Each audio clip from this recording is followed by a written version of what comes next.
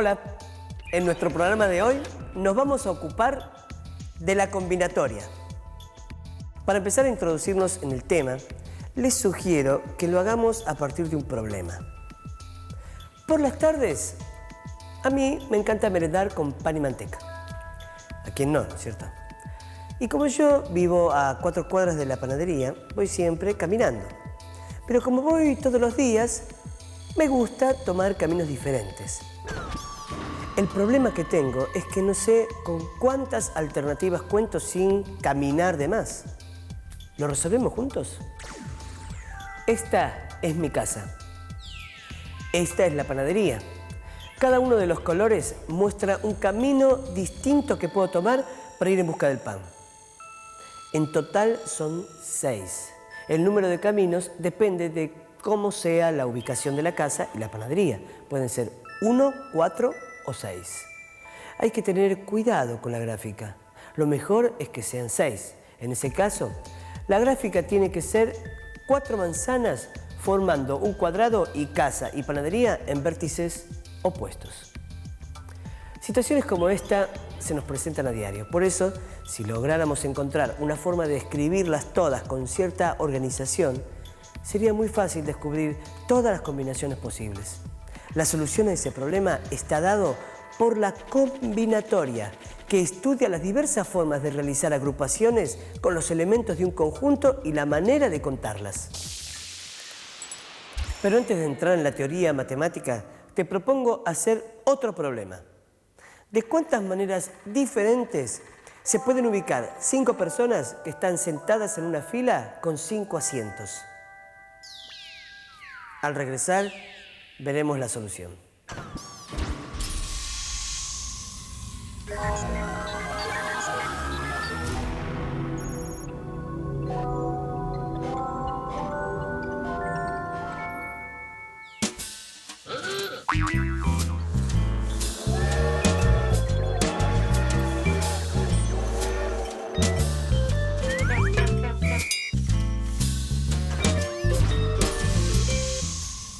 Quedó un problema sin resolver. ¿De cuántas maneras diferentes se pueden ubicar 5 personas que están sentadas en una fila con 5 asientos? El resultado es 120. La combinatoria es una rama de la matemática que busca contar configuraciones, contar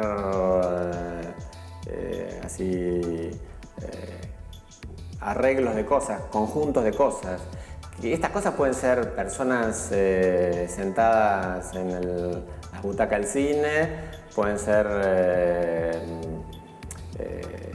caminos, por ejemplo, rutas para ir de un lado a otro, puede ser cualquier objeto que sea discreto, que no sea continuo, digamos, que se pueda, digamos, numerar en cierta cantidad de cosas y que se pueda, digamos, distribuir, estar y no estar.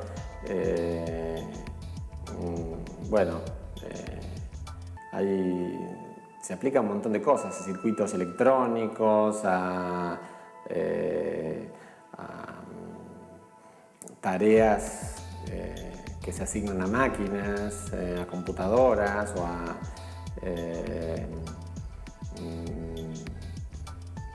qué sé yo. Hay un montón de aplicaciones que tiene la combinatoria, vuelos de aviones, rutas de vehículos para repartir el diario, por ejemplo, o para repartir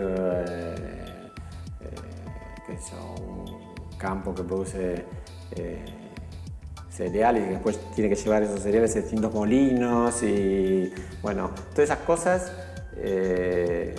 también siendo problemas combinatorios, porque las posibilidades de rutas posibles, de recorridos de camiones, de recorridos de aviones, de rutas para ir de un lugar a otro, o personas que están sentadas viendo una película de cine, son siempre finitas. Y entonces la combinatoria lo que busca es ver cuántas de estas posibles configuraciones hay, cuántas posibles rutas para llegar de Ushuaia a La Quiaca, cuántas posibles formas de distribuir el grano en distintos molinos y no solo busca cuántas hay, sino muchas veces busca cuál es la mejor. En realidad hay tres problemas principales de la combinatoria. Uno es si existe una posible configuración, una posible ruta de un lugar a otro o una posible reparto de los camiones para llevar el grano. Si existe, quiere ver cuántas hay y después también quiere ver de todas esas cuál es la mejor. Entonces de eso se ocupa la combinatoria. Y también lo hace, digamos, hay como dos formas de hacer esa tarea a la que se enfrenta la combinatoria. Una de las formas es lo que los matemáticos llaman fuerza bruta, que es contar uno por uno todos los caminos o todas las posibles vuelos de una compañía aérea, todas las posibles rutas que puede tener o todas las formas que se pueden sentar 7 amigos que van al cine y cómo ocupan los asientos que tienen disponibles. Pero los matemáticos son medio fiacas y de golpe 7 amigos que se sientan en una butaca podrían tener 5.040 formas de sentarse. Entonces no quieren andar contando un caso por uno y entonces buscan métodos y de eso se trata la combinatoria, de cómo hacer esas cosas sin contar uno por uno, ¿no?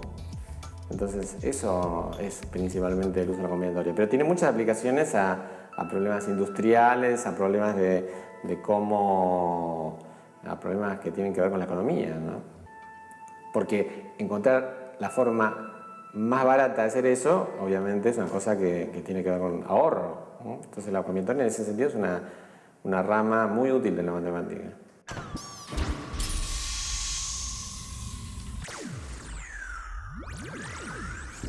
Los problemas de la combinatoria interesaron al hombre desde el inicio de la humanidad. En el I Ching, por ejemplo, un libro chino del siglo XXIII a.C., aparecen los cuadrados mágicos que originan un problema combinatorio.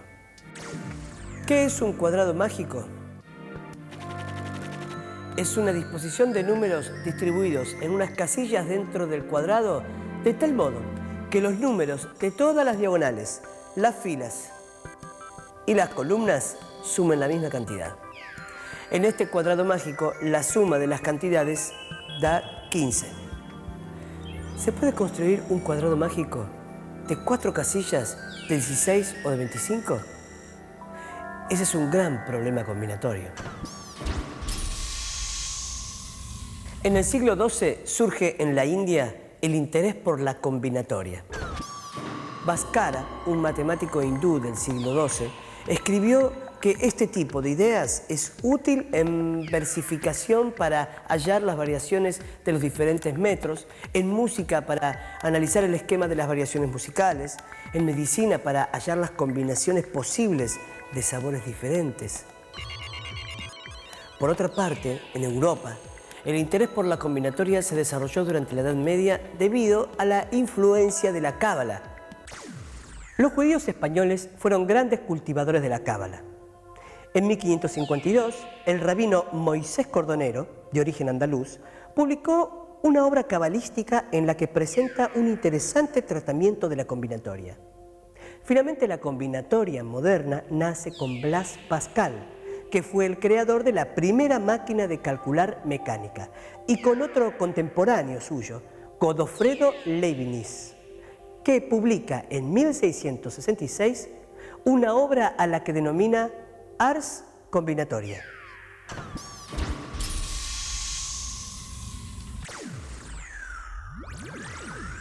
Veamos algunos problemas que pueden resolverse usando combinatoria. Supongamos que tenemos una tira de etiquetas. El problema es de cuántas maneras se puede plegar la tira para que al apoyarla ocupe el espacio de una sola etiqueta. Con 2 etiquetas todo resultaría muy fácil porque, en ese caso, las posibilidades son 2. Si se trataran de 3 etiquetas, hay 6 formas distintas de plegar la tira. El desafío es registrar cada una de las formas en que se llega a la solución para estar seguros de que se consideraron todas. Seguramente, quienes han visto el plegado ya están pensando en construir una tira de 4 etiquetas para experimentar. Si se colocan en un recipiente 5 fichas de diferentes colores, blanco, negro, verde, amarillo y rojo, ¿cuántas combinaciones de colores se pueden presentar al sacar 3 fichas? Si la primera ficha que se extrae es blanca, la segunda tiene necesariamente uno de los 4 colores que quedaron en la bolsa. Y el color de la tercera tiene solo 3 posibilidades, que son las que resultan de eliminar como alternativa el color de la primera y de la segunda. Expresar esto en palabras es mucho más complejo que mostrarlo en un gráfico. Comenzar la extracción por una ficha blanca implica que esta primera se pueda combinar con otras 4, cada una de estas duplas con otras 3 fichas de diferentes colores. Es decir, que el número total de combinaciones que tienen una sola ficha blanca es el producto de 4 por 3. La misma cantidad de variaciones tiene cualquiera de las otras fichas. Vale decir que cuando se hubiera completado el diagrama, tendríamos un esquema con 5 ramas, una por cada color. Cada una de esas ramas abiertas en 4. Y cada una de estas últimas con 3 ramas terminales, con un total de 5 por 4 por 3. Es decir, 60 posibilidades diferentes de combinar 5 colores tomados de A3, teniendo en cuenta que son diferentes las alternativas en las que los colores aparecen en distinto orden. Este tipo de diagrama se llama diagrama arbolar, porque obviamente se parece a un árbol. Les voy a contar una historia muy entretenida que le puse de nombre el besómetro. Tengo unos amigos que tienen 3 hijos bastante inquietos. Una noche, mientras iban a una reunión familiar, se quejaban de que iban a tener que saludar demasiada gente. En realidad, lo que les molestaba era saludar a la tía aprietacachetes y a la despeinacocos, infaltables en las fiestas familiares. La madre de ellos, mi amiga, ya estaba un poco cansada de escucharlos y como todavía les faltaban varios kilómetros para llegar, decidió ponerlos a prueba. Les dijo que el que averiguaba cuántos besos se iban a repartir en total en la reunión podía no saludar por lo menos a las tías. Primero se pusieron a contar cuánta gente iba a haber en la reunión, entre abuelos, tíos, primos y algunos infaltables colados, ¿no? Calcularon que eran 38 personas, cada una de las cuales le iba a dar un beso a las otras 37. Después de un placentero rato de silencio en el que cada uno pensó cómo resolverlo, los 3 coincidieron en el número 703. Mi amiga preguntó cómo habían llegado a ese resultado y los 3 respondieron algo completamente distinto. El primero dijo: yo pensé, 2 personas se dan un beso. Si se agrega otra, tendrá que darle un beso a cada una de las que había, es decir, que se darían 3 besos en total. Si se agrega una 4ª persona, le tendría que dar un beso a cada una de las 3 anteriores, por lo que habría que sumar 3 besos. Si se agrega una 5ª, habría que sumar 4 besos más. Quiere decir que si sumo desde 1 hasta 37 todos los números, tengo la cantidad de besos que se reparten en la reunión. Eso me dio 703. El segundo dijo: yo pensé que cada una de las 38 personas tendría que dar 37 besos. Por lo tanto, el total de besos sería 37 por el número total de personas, es decir, 38. Pero después me di cuenta que así estaría sumando los besos 2 veces, porque contaba, por ejemplo, el que la tía aprietacachetes le daba a mamá y el que mamá le daba a la tía como 2 besos. Pero en realidad era uno solo. Así que a lo que había obtenido antes lo dividí por 2 y eso me dio 703. El tercero dijo: yo dibujé en esta hoja de papel una circunferencia. Marqué 38 puntos sobre ella y armé un polígono con esos puntos. Después conté el número de lados y diagonales del polígono y me dio 703. Por ahora los voy a dejar con la intriga y más adelante veremos qué pasó con las tías y los besos. Los que tuvieron un problema fueron los hijos de mi amiga. Los tres dijeron que iba a haber 703 besos en la fiesta. Y si estaban en lo cierto, no le daban un beso a las dos tías. Pero si alguno de ellos no le daba un beso a sus tías, no iban a ser 703 besos los que se daban y por lo tanto se habrían equivocado. Y entonces le iban a tener que dar beso a sus tías. La única manera que tenían de no hacerlo era que hubiera 703 besos en la reunión, para lo que los tres hijos le tenían que dar beso a sus tías. Es decir, que para no darle un beso a las tías, tenían que darle un beso a las tías. La cosa la resolvió el padre, que les dijo que si no le daban un beso a las tías, se podían ir olvidando de ir a ver la etapa del rally que se corría en la zona, algo que los chicos venían esperando desde hacía meses.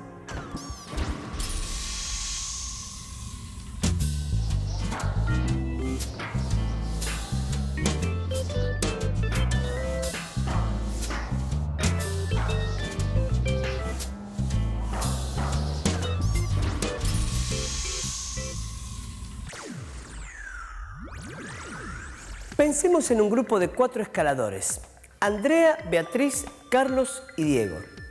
A, B, C y D. Se proponen ascender a la Aconcagua atados con arneses uno detrás de otro. ¿De cuántas maneras diferentes se podría formar la hilera de escaladores?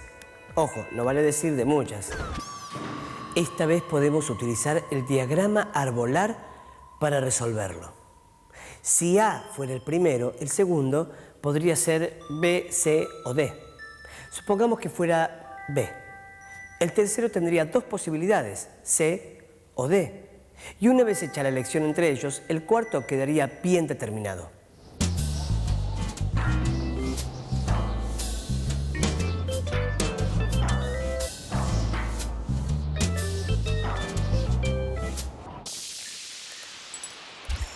El diagrama total parte de 4 ramas, A, B, C y D, cada una de las cuales se abre en 3 y estas a su vez en 2.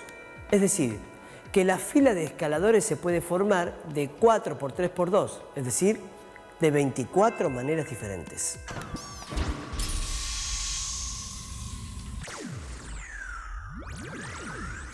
Pensemos en qué se parecen y en qué se diferencian el problema de las fichas y el de los escaladores.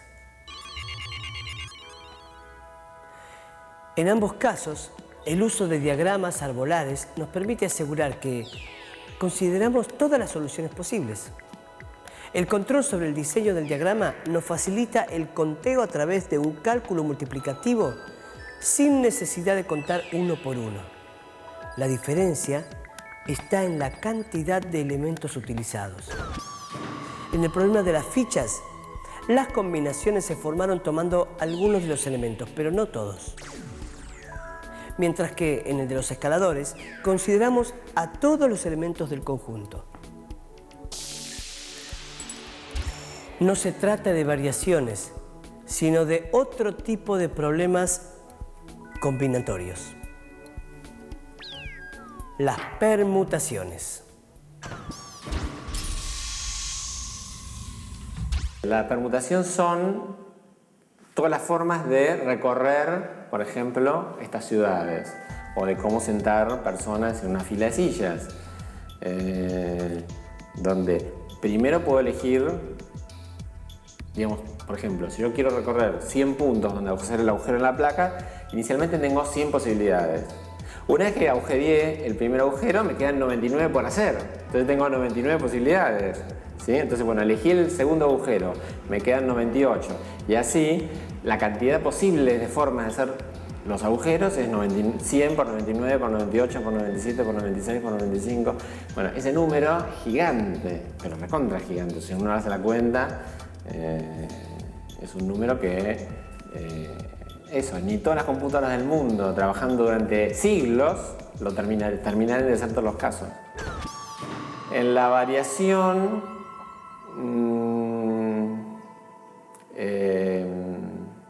yo tengo que recorrer algunas de las ciudades. Tendría que elegir con mi robot hacer algunos agujeros de los 100. Por ejemplo, hacer, no sé, 50, por ejemplo. Entonces, esas serían las variaciones. O sea, elegir algunos agujeros y hacer eso. En este caso, para ahí no se aplicaría a este problema en particular, porque si yo pongo el robot a trabajar, quiero que haga todo, ¿no? Pero en algunos casos donde yo tengo que elegir de cierto conjunto un subconjunto, elegir elementos, eso serían las variaciones. ¿Cuántas formas puedo elegir una lista de un conjunto más grande? Y si no me importa el orden, solamente me importa qué elementos, entonces directamente serían combinaciones.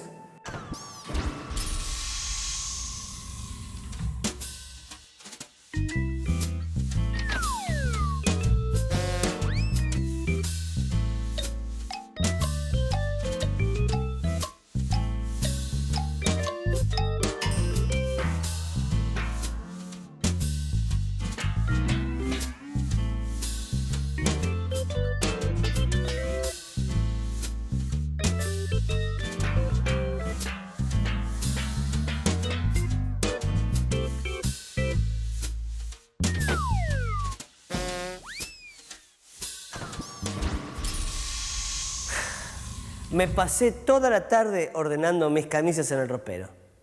Es que 6 camisas se pueden ordenar de muchas maneras diferentes. Y bueno, y no me decidía.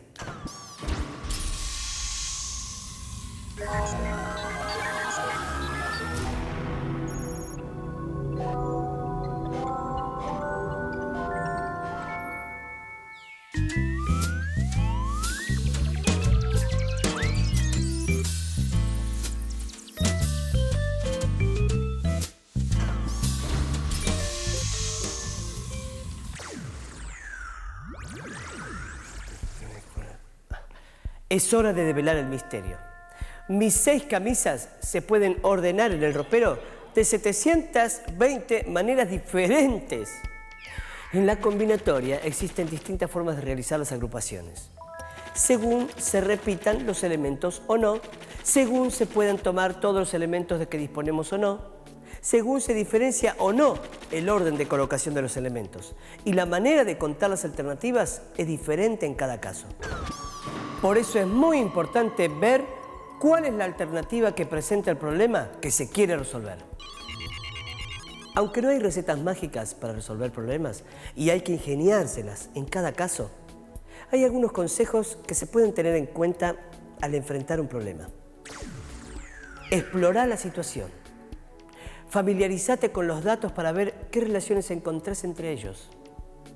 Para empezar, hacelo más fácil. Elegí una buena anotación. Tratá de hacer diagramas, dibujos para representar el problema. En especial, los de árbol son muy útiles en combinatoria. Fíjate si el problema se parece a alguno que ya conozcas. Imagínate el problema resuelto. A veces es más fácil pensar en el camino de vuelta a partir de una posible solución. Y sobre todo, no se desanimen si al primer intento no lo resuelven. Un problema es siempre un desafío que les permite aprender cosas nuevas para resolverlo. Hoy, gracias a una serie de problemas, conocimos la combinatoria, que dentro de la matemática es la que se encarga de estudiar las diversas formas de realizar agrupaciones con los elementos de un conjunto y de contar su número. También descubrimos que los diagramas arbolares son de gran ayuda en problemas que requieren de la consideración de distintas alternativas. Además, con los ejemplos de problemas, desarrollamos estrategias de solución que se pueden utilizar en infinidad de situaciones de la vida cotidiana. Hasta nuestro próximo encuentro.